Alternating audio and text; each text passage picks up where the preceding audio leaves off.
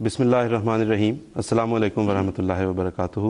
ناظرین، پرسیکیوشن کے موضوع پر ایک اور پروگرام کے ساتھ آپ کی خدمت میں حاضر ہیں.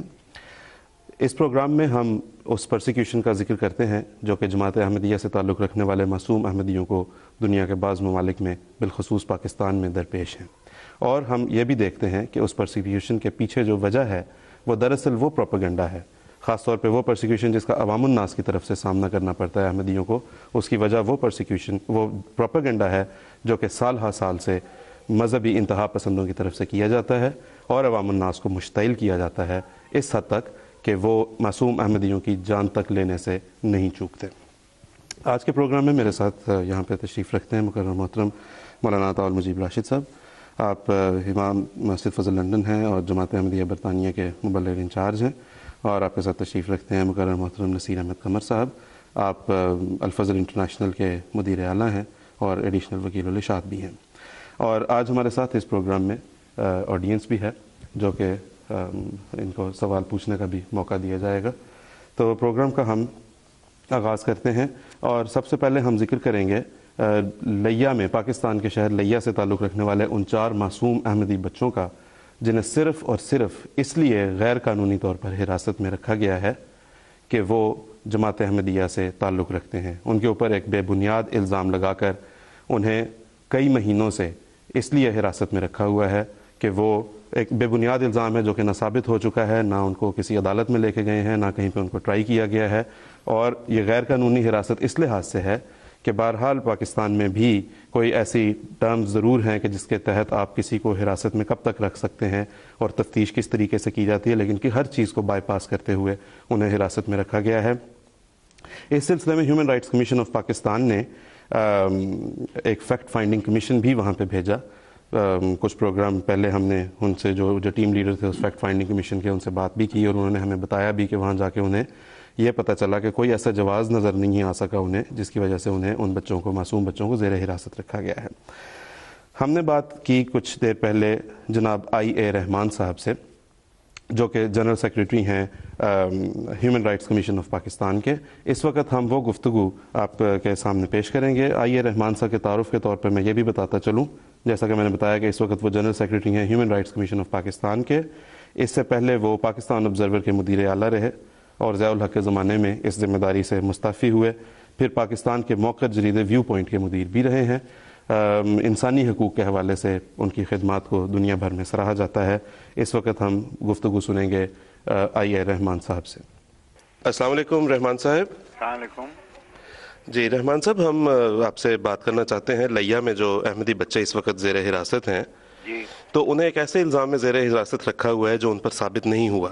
جی جی تو پاکستان کی جو لا انفورسنگ اتھارٹیز ہیں ان کے پاس کیا جواز ہے اس حراست کا؟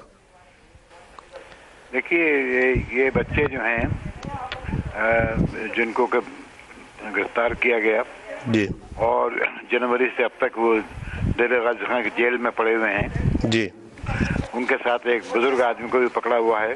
جی ہم نے جو بھی ایک فیکٹ فائنڈنگ مشن بھیجا تھا، جی اس نے یہی بتایا کہ ان کے بچوں کے خلاف کوئی قابل ذکر الزام نہیں ہے، کوئی بات ایسی نہیں ہے. جی لیکن ہمارے ملک میں فضا ایسی ہے اور جو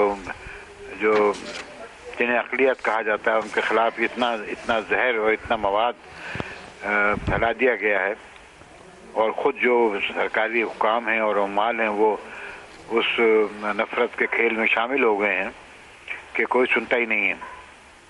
یہ بچے بڑے قسم پرسی کی حالت میں وہاں پہ جیل خانے میں رکھے گئے ہیں. یہ پڑھنے والے بچے ہیں. انہوں نے دوران حراست اپنی تعلیم جاری رکھنے کے خاطر اپنے امتحان دینے کی کوشش بھی کی اور دیا بھی ہے. ابھی پچھلے دنوں ایک بچے کی بیماری کی وجہ سے بڑی تشویش تھی کہ وہ بیمار ہو گیا، ٹائیفائڈ ہو گیا اس کو، اور اس کو فوراً ہسپتال لے جانا چاہیے تھا، لیکن اس میں تاخیر کی گئی اور شاید ابھی تک نہیں لے کے گئے. لیکن اور ساتھ ہی یہ کہ جو اس کے گھر والے اس کے ملنے میں پابندیاں بھی زیادہ ہو گئیں، یعنی یہ آسانی بھی نہیں ہے کہ ان کو آسانی سے ملا جا سکے. تو جی رحمان صاحب، ہماری بھی جو لیٹسٹ رپورٹ ہمارے پاس ہے اس کے مطابق بھی یہی ہے کہ اس کو علاج معالجے کی سہولت مہیا نہیں کی گئی. جی ابھی تک نہیں کی گئی. اور یہ پوچھنا میں یہ چاہ رہا ہوں کہ وہ بچہ ٹائیفائڈ کے مرض میں مبتلا ہے، جو دوسرے دوست آپ نے بتایا کہ ان کے ساتھ زیر حراست ہیں وہ دمے کے مریض ہیں، ان کو ان کی کوٹھڑی سے باہر نکلنے کی، تازہ ہوا میں جانے کی بھی اجازت نہیں ہے. اس حراست کو کیا کہیں گے؟ یہ بڑا ظلم ہے اور یہ انتہائی یعنی نازیبا اور ناقابل قبول سلوک جو ان کے ساتھ کیا جا رہا ہے، اور صرف اس لیے کہ ان کو عقیدے کی سزا دی جا رہی ہے. تو یہ پاکستانی حکومت اور پاکستانی قوم کے نام پہ کلنک کا ٹیکا ہے. جی رحمان صاحب، ہمیں یہ بھی بتائیں کہ دیکھیں اب جس طرح human rights commission of Pakistan نے، آپ نے فیکٹ فائنڈنگ کمیشن بھیجا، اس کی ایک رپورٹ آئی. کل میں دیکھ رہا تھا ایشین ہیومن رائٹس کمیشن والوں نے بھی یہ رپورٹ جو ہے اسی سلسلے میں بالکل آپ کی رپورٹ سے ملتی جلتی، یعنی کہ ان کے اوپر ایک جو الزام ہے وہ بے بنیاد ہے، الزام ثابت نہیں ہو چکا، اس طرح کی رپورٹ شائع کی ہے. یہ رپورٹس آخر ان اتھارٹیز تک پہنچتی ہیں، ان کا کیا ری ایکشن ہوتا ہے آگے سے؟ وہ تو یہ کہ جو رپورٹس کا اثر ہمارے ملک میں حکومت پہ ہوتا ہی نہیں ہے، اور بعض معاملات میں بالکل نہیں ہوتا. یہ ان معاملات میں شامل ہے. یعنی ہمارے ملک میں جو غیر مسلم شہری ہیں ان کے ساتھ جو زیادتیاں کی جاتی ہیں وہ ہیں، لیکن سب سے زیادہ زیادتیاں اس ضمن میں احمدی کمیونٹی کے ساتھ کی جاتی ہیں، اور یہ سب کو معلوم ہے. پاکستان میں بھی معلوم ہے، پاکستان سے باہر بھی معلوم ہے. احتجاج بھی ہوتے ہیں، رپورٹس بھی ہوتی ہیں، مطالبات بھی ہوتے ہیں، لیکن ہماری حکومت اس قدر کمزور ہے، یا اس قدر بے حس ہے، یا اس قدر بحری ہے کہ اس پہ اثر نہیں ہوتا. جی لیکن جب ہم بات کر رہے ہیں بے حسی کی رحمان صاحب، تو آن دی ادر ہینڈ یہ دیکھنے میں آ رہا ہے کہ پولیس کی ریکویسٹ کے اوپر ان کی ڈیٹینشن کو پرولونگ کیا جا رہا ہے، ان کی حراست کو طوالت دی جا رہی ہے. تو اس معاملے میں تو بڑے یہ لوگ ایکٹیو ہیں.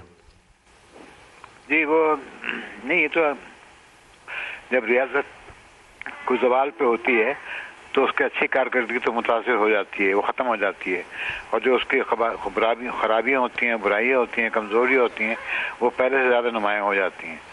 تو آج کا چونکہ انصاف کا تو زمانہ نہیں ہے، اس لیے جو کمزور طبقات ہیں، جو کمزور عناصر ہیں سوسائٹی کے، ان کے بارے میں پولیس ضرور سے زیادہ یعنی اپنے اختیارات استعمال کرتی ہے. جی رحمان صاحب، ہمیں یہ بھی بتاتے چلیں ہمارے ناظرین کے افادے کے لیے بھی، ان کے معلومات میں اضافے کے لیے بھی، کہ پاکستان کا قانون کیا کہتا ہے کہ اگر کسی کو حراست میں رکھا جائے اور اس کو ٹرائی نہ کیا گیا ہو تو حراست کے لیے کیا قوانین ہیں؟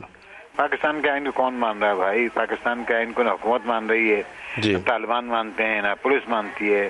اور میں نے عرض کیا نا کہ جو گارنٹیز آئین میں پاکستانی شہریوں کو ہیں اس کی پرواہ نہیں کرتے لوگ، اور دیکھیں نا ان کو ایک پہلے تو اقلیت قرار دے دیا آپ نے، پھر اس کے بعد ان کے ساتھ زیادتیاں جو ہوتی ہیں تو اس کا مداوع ہو نہیں سکتا. عدالتیں بھی ان کے خلاف فیصلے کرتی ہیں، وہ بھی پریجوڈسڈ ہیں. جی بہت بہت شکریہ رحمان صاحب اس اپڈیٹ کا. یہ تھی ناظرین وہ گفتگو جو کچھ دیر پہلے ہم نے ریکارڈ کی مکرم محترم آئی اے رحمان صاحب کے ساتھ، جو کہ جنرل سیکریٹری ہیں human rights commission of Pakistan کے، اور جس میں انہوں نے اس میں ذکر کیا بڑی افسوسناک جو تفصیلات ہیں. ظاہر ہے ان میں سے ایک جو 4 بچے ہیں جن میں سے 3 کی عمر 14 سال ہے، 1 کی عمر 19 سال ہے، ان میں سے ایک اس وقت جو ہے وہ ٹائیفائڈ کے مرض میں مبتلا ہے. اس کو علاج معالجے کی سہولت مہیا نہیں کی جا رہی، اس کو ہسپتال لے جانے کی اجازت نہیں ہے، وہاں پر کسی معالج کسی ڈاکٹر کو آنے کی اجازت نہیں ہے. اس کے گھر والوں کو بھی کہ اسے کوئی ایموشنل کوئی مورل سپورٹ ہی دے دیتے، انہیں بھی اجازت نہیں ہے، اور بڑی دقت ہے اس چیز میں کہ وہ جا کے صرف اس سے ملاقات بھی کر سکیں. صاحب ہم پاکستان کے حوالے سے اکثر یہاں ذکر کرتے رہے ہیں کہ وہاں پہ شرافت بالکل بے آواز ہے، بولتی نہیں اور ظلم و ستم کے مخالف کوئی آواز نہیں اٹھاتی. لیکن آج رحمان صاحب کی گفتگو سن کے میں یہ کہہ سکتا ہوں کہ آج بھی کچھ لوگ زندہ ہیں جہاں میں ایسے آزاد اور جرت والے جو آواز حق کو بڑی جرت کے ساتھ بلند کرتے ہیں. تو میں سمجھتا ہوں جب تک ایسے لوگ کسی معاشرے میں رہیں گے کچھ نہ کچھ امید رکھنی